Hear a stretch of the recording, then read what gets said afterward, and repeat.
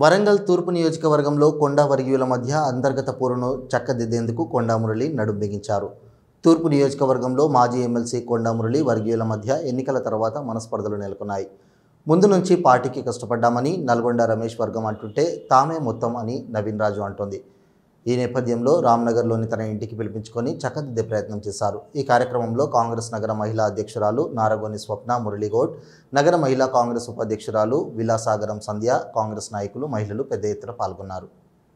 తూర్పు నియోజకవర్గం నుంచి వెళ్ళి మహిళా కమిటీ అందరము సీనియర్ నాయకులు మరి ఎలక్షన్ టైంలో మా అందరికీ అండదండగా నిల్చొని మా అందరితో పాటు పని చేయించి తను కూడా మాతో పాటు నిల్చొని ఉన్న అన్న నల్గొండ రమేష్ అన్న వాళ్ళ ఇంట్లో మేమందరం కలుసుకోవడం జరిగింది. అన్న 6 నెలలుగా అమెరికాకి వెళ్ళి ఇప్పుడే రావడం జరిగింది.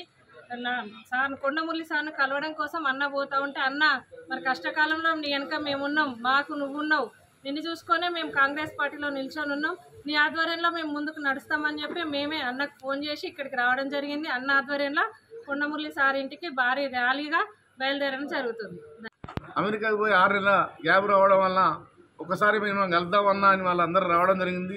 అందులో భాగంగానే కూడా కొండా మురళి గారిని కూడా నేను ఈ 6 నెలల గ్యాప్లో పోలేకపోయినా ఇప్పుడు ఇవాళ మీటింగ్ ఉన్నది కాబట్టి నేను కూడా అన్నను కలుద్దామనే ఆలోచనతో ఉంటే మేమందరం కూడా మీరు లేని పీరియడ్లో మమ్మల్ని అనాథలుగా మిగిలిపోయినాం, మమ్మల్ని మురళన్న మా మీద ప్రేమ ఉన్న మమ్మల్ని అక్కడ రాకుండా చేసిన కొన్ని శక్తుల వల్ల మేము మా మనసులలో ఎన్నో గాయాలున్నాయి, ఎన్నో బాధలున్నాయి.